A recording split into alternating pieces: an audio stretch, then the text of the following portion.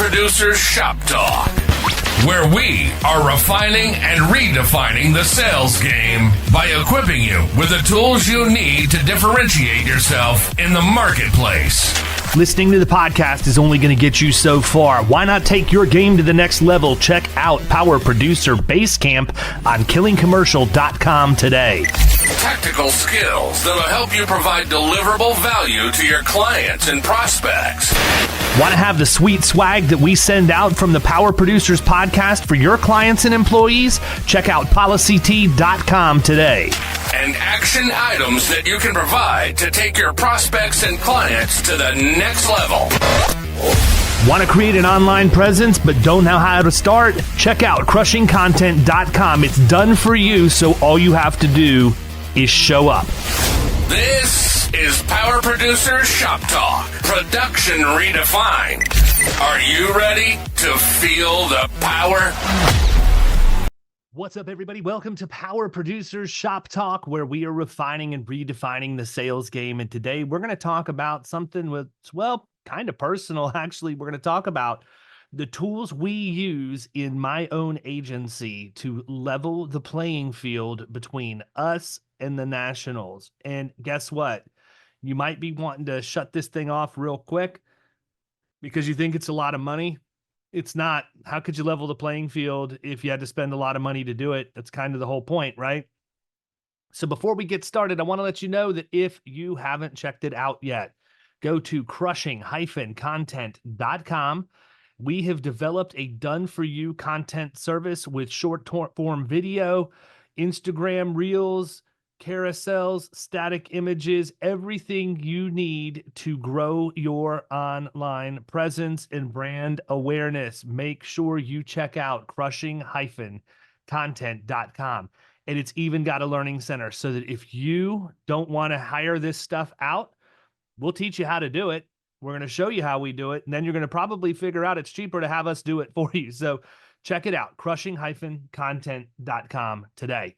Now, one of the things that we've always had to deal with as independent agents that are not super regionals or nationals is limited resources, quite frankly, and the ability to compete against some of those larger shops where a big fish for us is a small fish for them. So we'll get the opportunity to go in and have the conversation, but it's got to be about more than just the insurance, because when you're dealing with accounts that Marsh and Willis and Aon and a lot of the others locked in, I could keep going, are calling on, they have a ton of resources in-house. But what I find is that many times those are reserved for the ultra large accounts. They're not delivered down to the middle market, which means if you can figure out a way to deliver those services to the middle market, you are going to have a competitive advantage over everybody that's in your pond that you're swimming in. But you're also going to be able to compete with those nationals because these accounts are just small enough that they typically don't get the attention they need and that they deserve. So I wanted to talk a little bit about that. And then I also wanted to talk about how you set a risk management budget for these accounts, because you don't want to go and blow all of the commissions coming in on servicing, but you do need to invest in them at least heavily in year one so that you can deliver on what you promise at the point of sale. I think the first thing that, we should talk about that we all do here at Florida Risk is a baseline risk assessment. And, that sounds complicated. It really isn't. Most of the time, it's something that we can do because we're calling on our niche prospects. These are people we know a lot about. We know a lot about their industry. And so it makes it very easy to go in and look at things from a risk management perspective that they may be overlooking just because they're in the business every single day and you're a fresh set of eyes. But you want to do a baseline risk assessment because that's really what it is. It's the baseline. It's where you're starting. It's what's going on, what you need to help them with, what can be corrected, what needs to be insured against, what can be contractually transferred in the form of risk, what can be retained in terms of higher deductibles and all of that. And so you want to go in and have a really good understanding. Now, here's where it gets a little bit squirrely. If it's something that you're calling on and it's not a niche prospect for you, or it's an industry that you're not familiar with, how do you get a baseline done? Well, number one, if you're going to have to outsource this, you probably want to make sure that you have a realistic opportunity of writing this business. There are a lot of people out there that'll take your work product for free, but never reward you with the order when you're done. So you, as a prospector, you have to make sure that the opportunity is what you want it to be. If you're not going to have a realistic shot of closing, then you don't want to bring in outside help. Because sometimes, even if you bring in the big guns, it's not going to matter. The incumbent relationship is too strong, or things just aren't that bad. And so you have to get it honed in and know who it is that you're talking to, and that that person's the decision maker. And that if you invest this, that you have a path forward that you have defined with them at the table before you decide to go down this road. But if you do, then I got to tell you, one of the biggest game changers that we have had come into our agency in the last 3 to 5 years has been Yellowbird. And in full disclosure, I'm an investor in Yellowbird. I'm an investor because I love the product so much. I reached out to Michael Zal, the CEO, and asked him if I could be, because I feel like this is something that every agency should use. And I want you to think about it like Uber for loss control. Let's say that I have a furniture manufacturer, and I know enough about manufacturing, but not specifically furniture manufacturing and fire loads and dust collection and all the things that go into it. I know enough to be dangerous, but I can't get granular. And I'm dealing with a furniture manufacturer that's had a couple property losses. Their workers' comp mod's a little bit high. And I want to get a really good idea of what I'm getting into so that I can represent that to the carrier so that I can have my best shot at getting a good insurance program in place, even though there's probably a little hair on the account. And so we go in and we'll bring Yellowbird in. And what they do is I create a job in Yellowbird. So I would create a job for a risk assessment. And I would tell them roughly how urgent it was, like how quickly I need it, the scope of what we need to have done. And they would come back to me and give me a price for it. And I would use my card and pay for that. And they'll hold that money in escrow, just, just like Uber does. Just like when you book an Uber, that driver doesn't get paid until the job is completed. Same thing with Yellowbird. And so their algorithm is then going to match me up with the absolute best risk professional in their network that can go do that assessment for me. And that person's going to go do it. They're going to get the work product done, the report, whatever format I want. They're going to send that to me. I'm going to approve it. And then they're going to get paid. And what that does is it allows me to take somebody who's really an expert at that. And I think that's number one key point. A lot of people out there in agencies that are bigger than you and me, but not as big as the bigger people, kind of medium size, like regionals, they have resources for loss control and risk management in-house. Those people are generalists, and I mean, no disrespect to them, but the absolute best of the best don't go work for an agency and work for a salary that an agency or a brokerage can afford. They start their own consulting company. They charge a reasonable amount of money per day, and they know that they're worth that. So Yellowbird is actually the exchange that connects you with that best-in-class person versus you having to go and deal with whoever you could afford to bring into your agency. And I realized very early on that I was not going to put a huge budget behind having an in-house safety person. There's just not a return on the investment. For what I could afford, I wasn't going to get the same quality that I can actually get best in class from Yellowbird when I sign up with them. So we use them for those reasons. If we have a fleet safety issue, we're going to set up a fleet safety audit with Yellowbird. If we need to have a fleet safety program implemented, we have tools in-house that we do that. But if it needs heavy lifting, we're going to do that with Yellowbird. Baseline risk assessments. If you need to have a workstation study done and get an ergonomist in there, you can do that. If you need noise testing, you can have an industrial hygienist come in. There's no limit really to what they have versus what you need. And you can do it in a cost-effective manner because you're paying by the job. So if you've got that $50,000 revenue account out there floating around and you don't know what the angle is going to be, but you know they have problems, you're just not experiencing enough to see them, it's probably worth paying $1,500 or $2,500 to have a full-blown assessment done. And the reality is you could probably pass that cost on to your prospect. If you wanted to put it up front and say, look, I'm not going to make any money off of this, but this is really where we need to start. Here's what it's going to cost. Would you be willing to pay this or even split it with you? Then that's an angle that you can go. But Yellowbird is a huge game changer because you literally get the absolute best in class people for a fraction of the cost because you're only paying per job. So once we have that baseline risk assessment, that's a really big piece of it, right? Because I think that a lot of the times with insurance agents, particularly that are going out and producing based on the insurance, what do? Well, let me get copies of your policies so I can compare the coverages and show you where the gaps are. Here's the problem with that. The average business owner isn't going to feel pain from coverage analysis unless they've actually had an uncovered claim. Now, I know there's plenty of people that would argue that point, but in my experience, when you go out with those gotcha moments and say, hey, here's where you're missing coverage, and this could really come back to bite you, about 1 or 2 out of every 10 are going to care enough about protecting their assets that they're going to be willing to make a move based on that. Most of them are going to perceive you to look like a tattletale, and they're going to say, well, it's never been a problem before. It's not that big of a deal to me now. You have to create drama and a sense of urgency in that situation, and missing coverage when there hasn't been an issue is not really the best way to do that.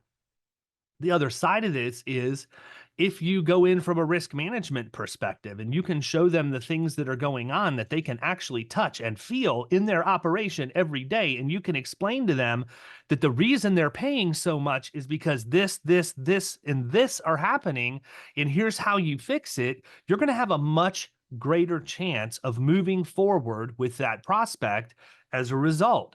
The total cost of risk and risk management piece is a discussion that is still had way too little in today's day and age. We should be talking about this every single time we can, but yet we don't. And so the baseline tells you, here's everything. We're putting it all on the table. This is what your deficiencies are in your training programs. Here's what we're seeing from a lack of discipline in your employees, not following processes and procedures. We're going to go in and find the key metrics and recommend that they take those and they tie them to the frontline supervisors' bonuses so that it's not just productivity and quality in a manufacturing operation, but also safety performance. It's the roadmap for everything that's going to happen in the relationship moving forward. So having a solid baseline risk assessment and using Yellowbird is huge. Another tool that I think everybody should have is some sort of mod software. I'm a huge fan of ModAdvisor. My good friend Todd Tams has that product, and he has really done an amazing job of building it out. It started out as just another mod software where you could do a mod audit, a light version, relatively easy. Anybody could go in and do it. It had some scanning capabilities, but it wasn't the software as it started that I bought into. It's the vision that Todd has. And I've watched that vision come to reality through his learning center, through his reports, through all the collateral you can use at the point of sale. He really has taken mod software and made it a virtual storyteller for what is going on in a business with their experience modification factor. And when you can tie a report like that says 20 points of your mod are due to injuries on people's left hands at this workstation, and you can show on the baseline risk assessment that same workstation was observed, guarding was missing, PPE wasn't being worn, and there's some question about whether or not it was set up correctly and the people were trained right. Now you've got a really powerful story because you have 2 different data points that are going to show that. And then if you take it a step further and you actually have the treatment plan that says, here's how you fix it, and this is what we're willing to do to help you do that, it makes it so much easier to close the business. It's amazing how many conversations you can generate that way. And so if you don't want to even spend the money on the baseline first, start with the mod software. That's a flat cost every year, and it's going to give you a pretty good indicator of what they're going to find in the baseline. And it might even be that you use that to close the deal, and then you use the baseline once you've got your letter of engagement signed from that prospect to move forward.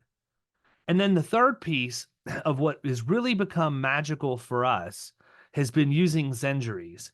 And Jess Dantis and the group at Zenjuries have taken the weight of the world off of our shoulders. I can't tell you how much I love the fact that I am not burning resources in the agency at the agency level to be following up on workers' comp claims all the time. If you're like me, you're only so good at so many things. And I'm not really a big detail guy. I'm a go out, kill it, drag it to the cave, let somebody else clean it, fry it, and then I'm going to move back out and kill something else and bring it back. I am a top line revenue producer at heart. I have the ability to be an operator. Don't get me wrong. I can run my agency, but at the end of the day, my true passion is production, and it always will be, because that's that spirit. That's that competitive nature that I got playing sports growing up, and it's just never left. So I want to focus on that. I want my producers to focus on that. And what I love about Zenjuries is when we have a claim, when we onboard a client and we make them go through this process where they enroll in Zenjuries and they understand they need to get the first report of injury completed, then they need to notify the carrier, then they notify Zenjuries. At that point, it is hands off for all of us. We don't have to touch it anymore. I literally get my claims notifications right here on my phone. I get push notifications every time there's an increase in reserves, every time the adjuster's notes are updated, every time a claim is closed out. And it's not just me. It's me, the adjuster, the Zen Pro, the client, and even our risk management practice leader, Abby O'Brien. We're all on a team in that app, but instead of me having to know every granular detail, I'm getting notified when it's time for me to know something. And I am ecstatic about that because my brain stays clear of muddy waters. You can't see me. Muddy waters. I can't deal with it. So Zenjuries has been huge for us from that regard. Now, one of the cool things that we've done here at Florida Risk and subsequently for the community at Killing Commercial is we have put together these producer game plans. And a lot of the times the producer game plans, you think of that and you're thinking, oh, well, that's just to learn to go out and sell. That's not true. I'm a huge believer that too many agents go out and they find the diagnosis and that's what gets them hired, but they have no idea how to administer the treatment plan. They don't do anything with it.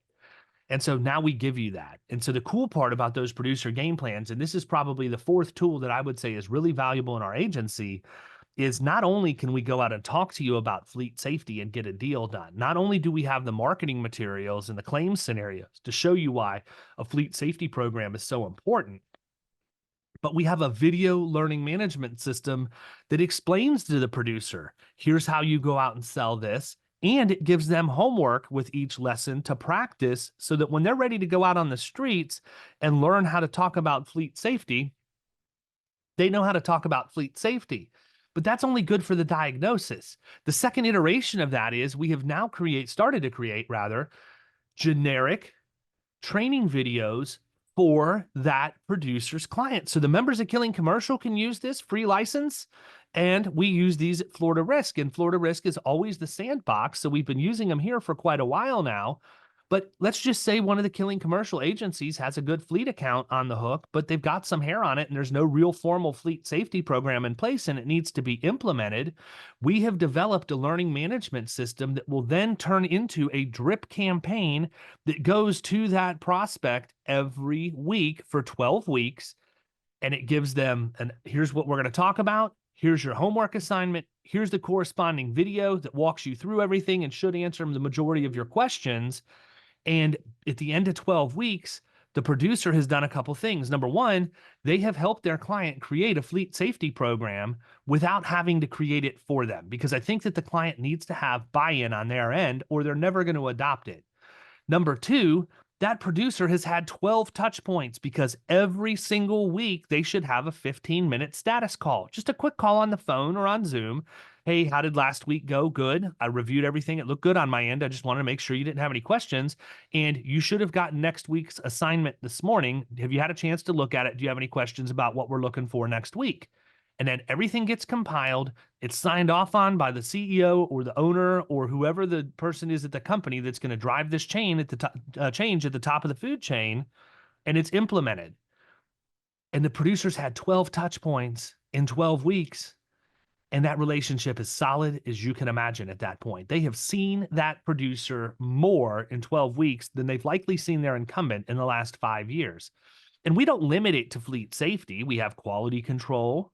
We have fleet safety. We have cyber incident response. We have disaster recovery. We have literally return to work, pre-injury management. I can keep going on and on and on. But that's why the killing commercial agencies win out at the point of sale every single time, because they have these resources that not only allow them to have the diagnosis, but also provide that treatment plan. And the thing that's key, what brings all of this together more than anything, is when you take that information and you put it into your submission and you send it off to underwriting, because underwriters get applications that are barely filled out and rarely are they told a story. But if you can just show them what you're doing instead of saying this is what we're doing, there's so much more power in showing as opposed to telling, that you're always going to get the best result. And we take it the extra 2 minutes, why I wrote the book, and we like to do that on video. We like to show them, here's our learning management system, and this is the curriculum, and this shows you that they've completed everything. Here's their homework assignments. By the way, here's the safety process that we're running them through. Here's the software we use for certificate tracking and all of that. We don't say we have these programs. We show them we have these programs, and we prove to them that they really exist, and the underwriters absolutely love it after they pick themselves up off the floor because they haven't seen video submissions in the past. So I tell you this because I lay it all out on the table for you guys. These are the things we're using to win at the point of sale. These are the things we're using to get doors open, because when you talk about things like this, typically decision makers haven't heard of it before. They're so used to, let me get your policies, let me see your deck pages, let me get your payrolls by class code. But when you can go in and do a baseline, when you can study the loss runs, you can overlay those on top of what the baseline says, the experience mod analysis says, what their processes and procedures and trainings are they already have in place. And then, have somebody like Zenjuries come in on the workers' comp side and handle all the claims administration for you. My goodness, you've built yourself a pretty robust platform that will compete with anybody out there in the marketplace, and you're not breaking the bank to do it, which is the last thing I wanted to talk about is, what is the budget? What's the budget for this stuff? I'm a big believer that you have to give a reasonable amount in the first year. Now, you can be the decision maker as to whether or not you want to bill some of that back to the client or you want to absorb it in the agency. I typically absorb it in the agency because I know if I deliver at the level we deliver in year one, we're not going to have a problem with competition in years probably 2 through 5 and beyond, as long as we stay on our game. But I want to put a big budget in. So I typically earmark about 20% of the revenue in year one. So on an account that's paying 50,000 in revenue, I'm going to chip in 10 grand on the agency side to be able to deliver the services we need. And I can get a lot of services for $10,000. And that's in addition to what Abby can do in-house, what the producer can do, and what our technology can do for us. We are going to go in and get our arms around that risk and give it a big old bear hug to make sure it's not going anywhere. In year two, I'm going to dial that back. It's probably only going to be 10%, but we're not going to need more than that because the heavy lifting was done in year number one. Now, you may decide you want to pay for that. You may decide that you want to build a client for that. You may decide that as an agency principal, you'll pay at the same split rate that you share revenue with your producer, where, if you're on a 40%, 25% new business to renewal split in year one, you have the producer pay 40% of the risk management cost out of their commission and you pay 60. However you decide you're going to slice the pie, just do it, because all you have to do is execute, and that money is going to come back to you over and over and over again. And it's not going to be limited just to that account. It's going to be limited. It's going to be including all of the referrals that you're going to get and all the people that your new client is going to shout from the mountaintops and talk about how awesome you are. So I wanted to go through those few things, just some random thoughts. I know we're talking about ramping up for the fourth quarter. I'm sure a lot of you are looking at your budgets for 2025. And these are things I think you should contemplate in 2025. Now, if you're a producer out there and you're not hearing stuff like this, or you don't get that level of support in your agency, I would encourage you to check out the new Power Producer Basecamp. This thing is taking off like wildfire, which I expected, because we rebranded the old Power Producers Mastermind and turned it into Basecamp. We gave you business planning and prospecting education in form of a learning management system. You get a couple of very focused group calls twice a month on Wednesdays from 1 to 2 p.m. Eastern time.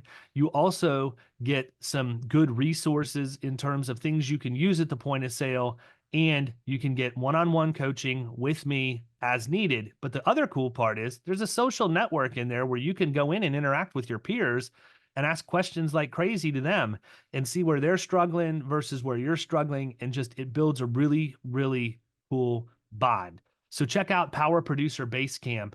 We had promotional pricing that's going to expire over this weekend. We're going into Labor Day weekend 2024. So that pricing expires on August 31st. So probably need to check it out today. Go to killingcommercial.com and click Power Producer Basecamp at the top.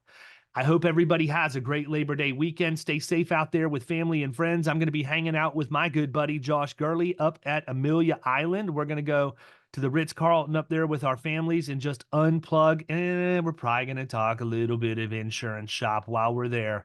But just looking forward to seeing him and Ashley and being able to relax. Everybody, I hope you don't eat too much smoked meat, and we'll catch you next time. Talk to you soon.